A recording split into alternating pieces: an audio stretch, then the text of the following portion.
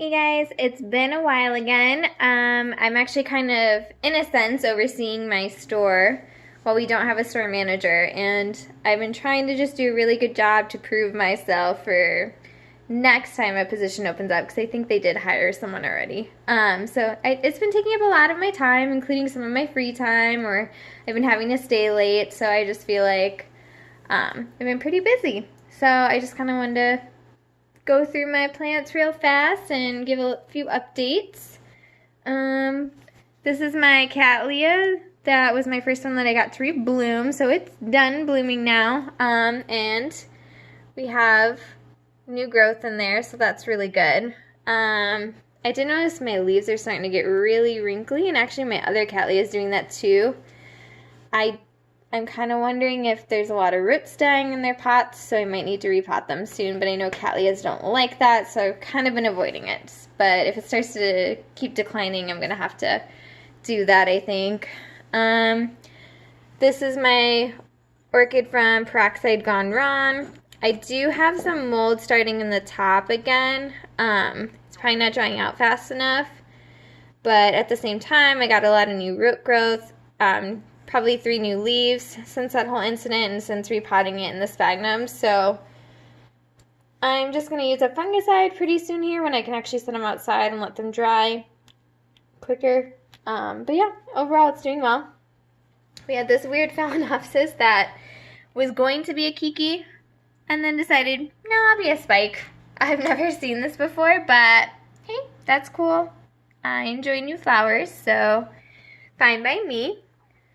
One of my plants from the show I recently went to, we have my Volcano Queen, Oncidium Volcano Queen. I think I'm almost positive this is spiking for a 3rd time this year, which I'm super impressed with this plant. I highly recommend. So Oncidium Volcano Queen. I think there's another word. Volcano. There you go. If you want one that keeps blooming and blooming and blooming, like, that's this plant right here. So apparently it does like the self-watering pot, so that's pretty cool. We have my Kiki here that's been doing a lot of new root growth, and we finally have a new leaf. It took forever for that to happen, so that makes me happy. Some of my Oncidiums in here. Not really doing much right now because they all just finished blooming. Because these are like all the ones I got from the shows I just went to. So that's those. We have another phal here with a huge Kiki happening. I think this one's definitely due for repotting here. It's definitely packed. So I don't know if the Kiki was because the roots aren't happy. So definitely going to be repotting this one soon. And I'm not sure how I'm going to get that Kiki off without cutting this leaf, so that should be interesting. And the really bizarre thing is that there are no roots happening yet, so kind of weird. I don't know if something happened maybe even with this top axis, because it's like super sideways and like tight, so I don't know if that was its way of putting out new leaves, but definitely also new. This is one of my Sherry babies in another self-watering pot. We have a new growth here, not too bad. We even passed the boyfriend's fish tank. Can show that off for a sec. We got a phal back here that I'm trying to see if it does okay with the fish tank light, because there's obviously no window there. We have this huge phal with this ginormous leaf. It's kind of crazy. Hoping for some flowers again soon. My Bellina with a new leaf. Twinkle. This is my other Cattleya where I'm like, the leaves are kind of getting wrinkly too. This is the latest growth, and it does have new roots happening, so I mean this would be the ideal time to repot, but I'm just scared. It seems to always set my Cattleyas back, and I already have enough problems with getting them to rebloom, so eventually. We got this frag right here that I have been leaving water in this bottom part here, and it has put out 2 new leaves now since doing that. So it's definitely the way to go with these. They like to stay more continually moist. Another one of my Sherry babies. And a third part of my Sherry baby. The leaves are looking pretty rough on this one, but I do have new growth happening, and these air roots are like kind of starting to go crazy, so I think my humidity is just too low right now for it, and I think that's why I have these crinkle leaves, because it definitely has plenty of moisture in that pot, so since it's self-watering. This is another phal that I'm going to repot soon, because it's also jammed in there. Have a new leaf. This phal also needs to be repotted.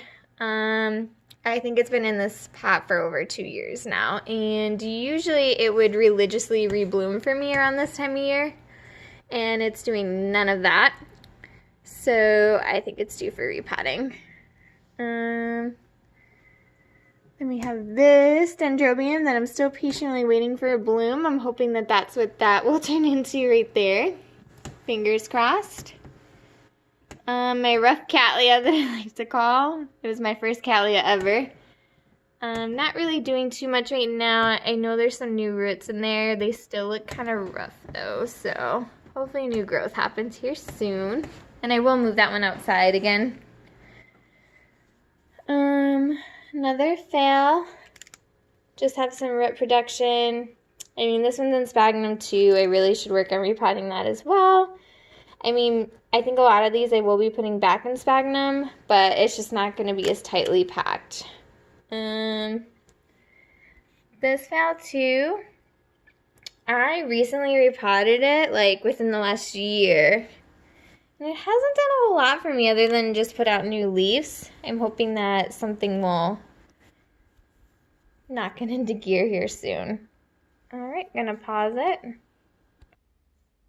Alright, now I'm upstairs. I always try to put my blooming plants in the living room up here. So we still have this one that's been blooming for, I think, 2 months for me now, because it had 3 different spikes on it. So, and they were all at different stages completely. So it's pretty neat that it's been blooming that long.